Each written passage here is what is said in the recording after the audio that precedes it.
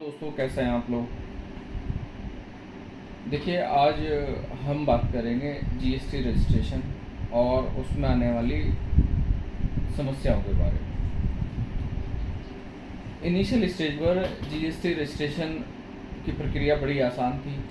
बहुत सारे bogus registration, fake registration, कुछ भी उल्टे पुल्टे कोई भी डॉक्यूमेंट डाल दिया, रजिस्ट्रेशन अप्रूव होकर आ गया। इसके बाद इसका दुरुपयोग भी हुआ। बोगस रजिस्ट्रेशन हुए, बोगस बिलिंग, फर्जी बिलिंग, फेक आईटीसी क्लेम हुआ। लगातार जीएसटीएन पोर्टल इम्प्रूव होता जा रहा है। आज की तारीख में आईटीसी अवेलमेंट के लिए बहुत सारी कंडीशन है। जीएसटीआर 2 है, जीएसटीआर 2 भी, और जीएसटीएन रजिस्ट्रेशन प्रक्रिया को भी गवर्नमेंट ने बोगस रजिस्ट्रेशन या फेक रजिस्ट्रेशन की टैक्स चोरी रोकने के लिए जो है थोड़ा सा स्ट्रिक्ट किया है।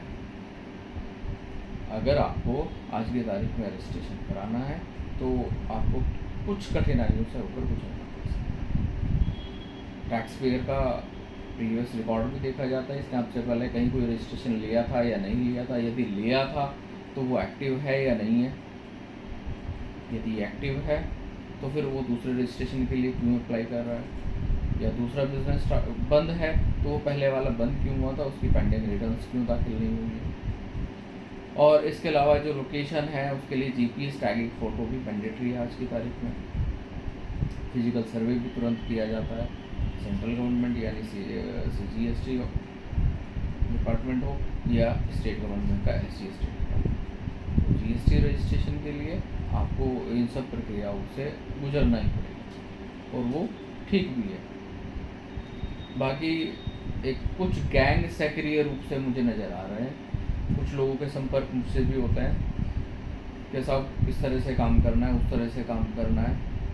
वो करते किस तरह हैं। किसी भी एक बेरोजगार व्यक्ति को पकड़ा जिसको कहीं 10,000 15,000 की नौकरी नहीं मिल सकती। उसको कहा कि आपके नाम कुछ नहीं करना है, एक जीएसटी रजिस्ट्रेशन लेना है और एक फिक्स्ड अमाउंट आपको हर महीने मिलती रहेगी।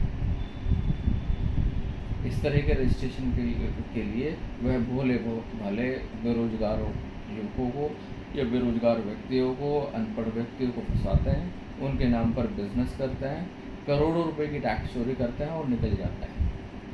देखिए, ऐसे लोगों के प्रति आप लोगों को जागरूक होना बहुत ज़रूरी है। जान बिल्कुल नहीं बचेगी। बोगस इनवॉइसिंग में जो भी इन्वॉल्व है बिल्कुल नहीं बचेगा। आप ध्यान रखें, रजिस्ट्रेशन तभी कराएं अगर आपको ज़रूरत हो। आपने जीएसटी के लॉगिन क्रेडेंशियल्स यानी यूज़र आईडी, पासवर्ड, ईवे के यूज़र आईडी, पासवर्ड केवल अपने पास रखें, किसी के साथ शेयर ना करें जब तक कि वह आपका बहुत ज़्यादा भरोसे का व्यक्ति है। और भरोसे के व्यक्ति पर भी आपको लगातार चेक बनाए रखें कि आपका ईवे कितने बने हैं, कितनी आपकी इनवॉइसिंग हुई है, कितना माल गया है, कितने बिल कटे हैं, उनका उतना माल आपने बेचा भी है या नहीं। कई बार कुछ लोग आपके भरोसे का भी फ़ायदा उठा सकते हैं। आपने उनको अपना ईवे का यूज़र आईडी पासवर्ड दे दिया। कई बार कुछ ट्रांसपोर्टर्स या अन्य व्यक्ति भी ले लेते हैं। कुछ लोग सीएससी सेंटर से भी ईवे बनवाते हैं। तो ये लोग क्या, कई चीज़ें देखने में ये आई है। भरोसा करते हुए आपने तो यूज़र आईडी पासवर्ड दे दिया, उसने एक ईवे तो आपका बना दिया। पता चला किसी और का जो इलीगल गुड्स बिना बिल का माल है, आप ही के यूज़र आईडी पासवर्ड पे भी करते हुए आपके लॉगिन से ही उसका भी ईवे बना दिया। इन लोगों से आपको सावधान रहना है और बचना है।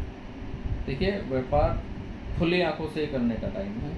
भरोसा आप बिल्कुल ना करें, और भरोसा करें लेकिन उसे चेक करते रहें। बाकी यदि किसी तरह का कोई कन्फ्यूज़न, कोई कठिनाई आती है, आप संपर्क कर सकते हैं मेरे व्हाट्सएप नंबर पर या मेरी टीम, जो नंबर आपको दिया जा रहा है मेरी टीम के व्हाट्सएप नंबर पर आप संपर्क कर सकते हैं।